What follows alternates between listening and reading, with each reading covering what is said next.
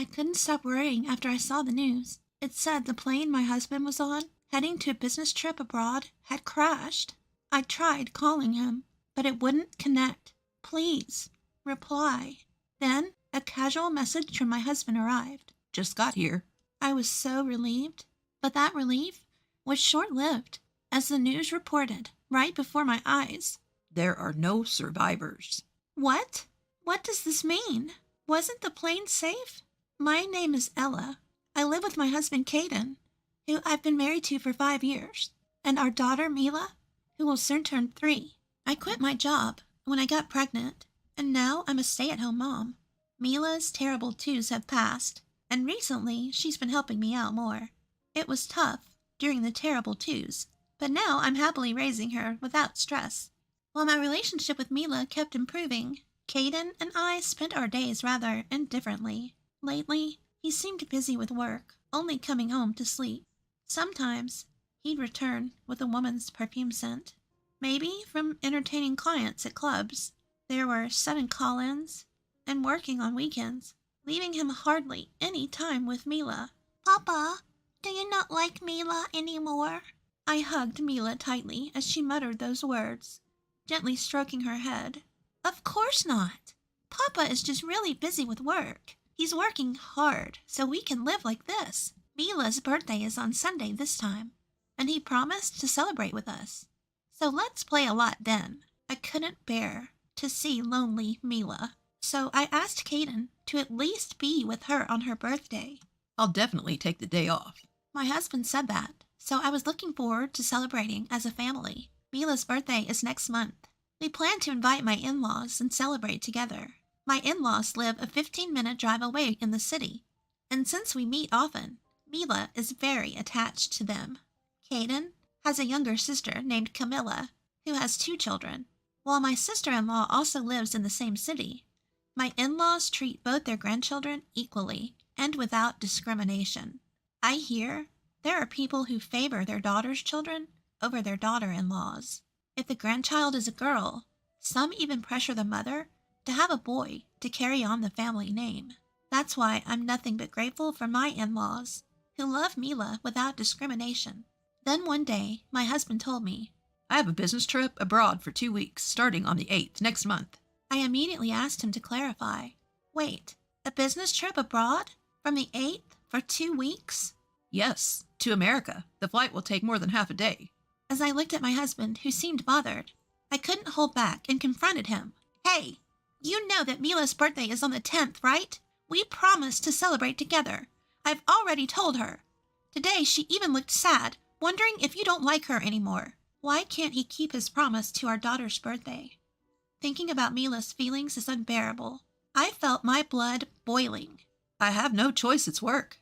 If I could, I would have wanted to celebrate too. Caden's words made me realize. Seeing my husband's pained face, I apologized. You're right. I'm sorry. I just got a bit upset. I feel bad for Mila. As I said that, Caden patted my shoulder. I'll prepare a present. Let me know what Mila wants. My parents will be there, so she won't be lonely. And I promise we'll celebrate together next year. Okay, you better. I emphasized my point to my husband and decided to let it go this time. Although I worry about Mila, I'll do my best to decorate and cook so she won't feel lonely without Caden. I talked to my in-laws about Caden's business trip and asked if they could stay over on Mila's birthday.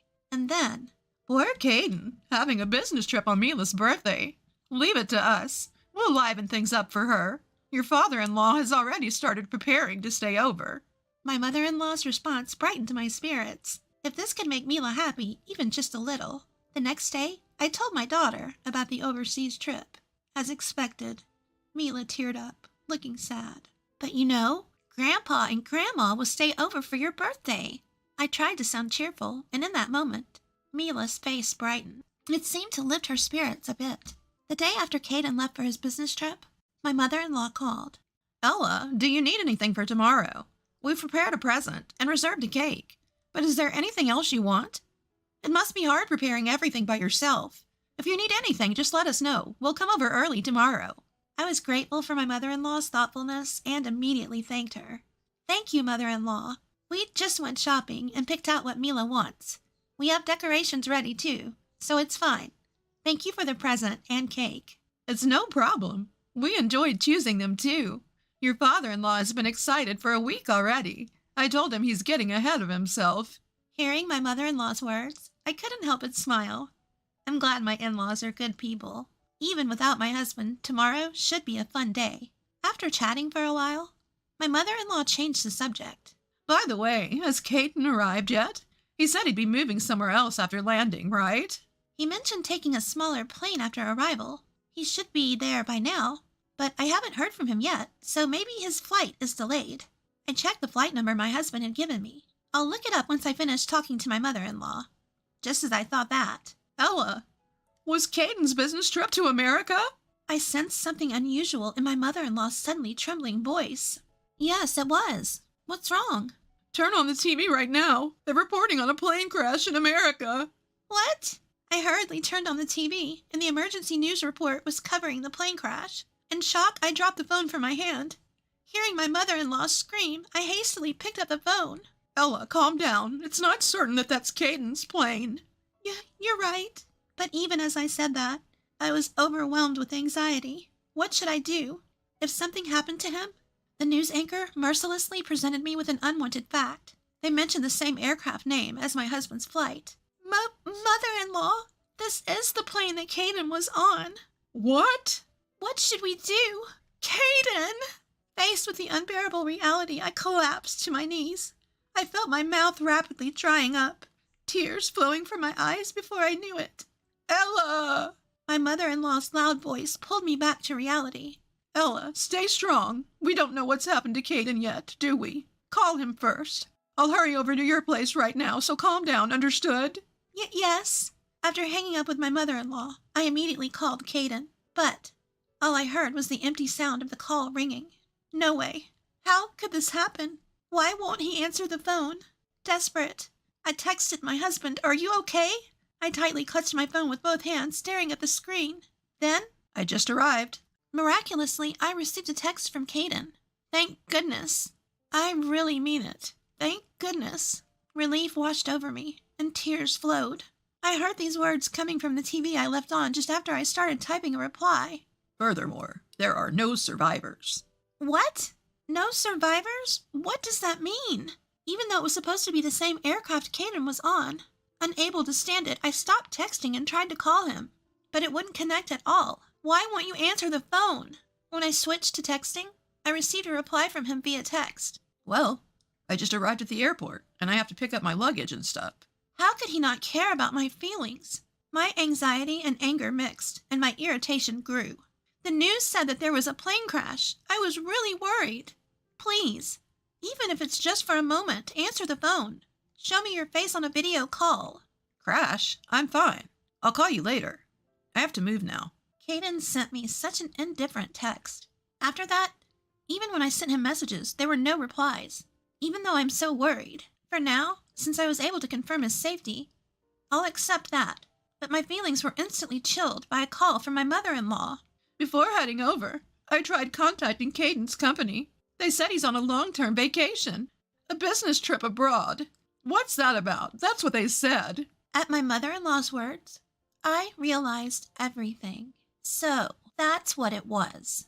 The long-term business trip to America was a lie from the start. Since our marriage, had I ever felt such hatred for my husband? Mother-in-law? Determined, I decided to reveal everything to her. How he hardly ever comes home. How he shows no interest in his family.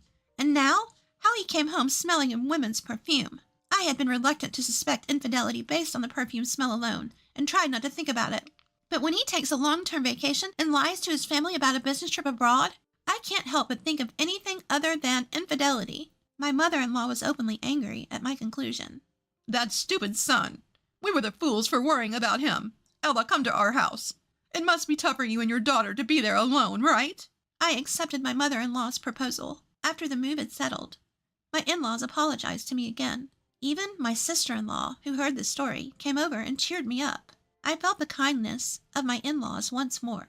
Even though everyone else is so good, why Caden? I couldn't help but think that. Afterward, I hired a private detective to gather evidence of his infidelity. Then, a photo of him at the airport with his affair partner was sent to me. Unforgivable. He really was cheating on me after all. Caden called me 2 weeks later. Hello. Where are you? I just got back from my business trip, and I can't open the door. Can you come here and unlock it for me? Thinking I hadn't noticed anything, my husband's voice was utterly indifferent. To him, I presented the harsh reality. Even if I went, I couldn't open it. I don't have the key. And even if I did, the old key should have already been replaced. Huh. Replaced? What do you mean? What are you talking about? You're Ella, right? I could clearly sense Caden's agitation through the phone. I moved out. I can't be a family with a cheating man who goes on a cheating trip on our daughter's birthday. What are you talking about? As my husband tried to play dumb, my anger surged. Do you think I don't know? I know everything. I know you took a long-term vacation from work and that you went to Europe, not America. Calm down, Ella. There must be some mistake. Oh, right. Mr. Cruz took a long-term vacation. Maybe you got me confused with him. Do you think you can fool me with that? You really underestimate me. Well, of course. You've been cheating while saying you had to work overtime and go to work on weekends? Unable to hold back, I raised my voice. In truth, I wanted to scold him more harshly. But my head was hot, and I could only convey the facts. I'm divorcing you, and I'll make sure you pay alimony and child support. As I declared that, I heard Caden scream. Wait, please. What? In response to my question, he spoke hesitantly. I'm sorry. I did cheat on you, but it was just for fun. The one I truly love is you, Ella. I feel sick. Huh? I could hear my husband's fading voice. My words seemed to have struck a chord, but it's not enough. I still have more to say. Nice acting, but there's no way I'm going to believe the words of someone who prioritized a cheating trip over our daughter's birthday.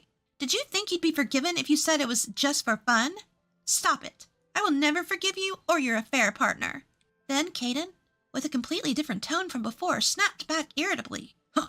I'm the only one apologizing here, and you're acting all high and mighty. Who do you think you have to thank for the life you have now? You'd be the one struggling if we divorced. Don't make a big deal out of just cheating. Birthday. You're so annoying. Is a birthday that important? At that moment, my sister-in-law, Camilla, snatched the phone from me. There's no way she'd want to be with someone who can't even cherish their own daughter's birthday. Huh? Camilla? Why are you with Ella? My husband seemed surprised by the sudden appearance of my sister-in-law. But that's not the end.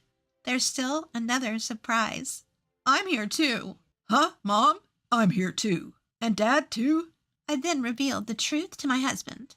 We knew you couldn't come home. We thought you'd definitely call. So we all waited together. Your sister's husband is looking after Mila. My father-in-law then yelled, You're no longer a son to us. Don't ever set foot in our house again. Following that, my mother-in-law and sister-in-law began to pile on. Your belongings are being stored in our shed. Come get them if you need them. If you don't come by tomorrow, we'll throw away everything that's left. Big brother, what you're doing betraying Ella, filthy. The worst. Don't ever be involved with us again. Wait, everyone. I was wrong. It was just a moment of weakness. I'm sorry. Please don't say things like that. My husband seemed to be seriously hurt by my in-law's words. His trembling voice, on the verge of tears, tried desperately to cling to something, but no one was willing to forgive him. I yelled at him. It's unbearable to be cheated on because of a moment of weakness. You've been cheating for a long time and you're still lying. How much do you need to make fun of people to be satisfied? Stop it, you cheater. If you don't agree to the divorce, I'll take you to court. Then my husband panicked, saying, Please, no court. And agreed to the divorce without fuss. The next day, Caden appeared at my in-laws' house and prostrated himself at the entrance. But the family only sent cold stares. Unable to endure it, he left with only the bare minimum of his belongings from the storage. After that, I made a lump sum claim for damages against him and his affair partner. Once the affair was discovered and damages were claimed, the affair partner apparently dumped Caden right away. I broke up with him, so please forgive me. Although she tried to negotiate, I had no intention of giving up on the damages. She ended up with a large debt and reportedly began working in the night industry. Once the affair became known at the company, my husband, unable to withstand the stares of others, chose to resign voluntarily. That being said, he still needs money to pay for the damages and child support. I've heard he's now working from morning till night, with no time for leisure. As for me, I still live with my in-laws. They treat Mila and me kindly, just as they did before. I'm determined to do my best to repay their kindness someday.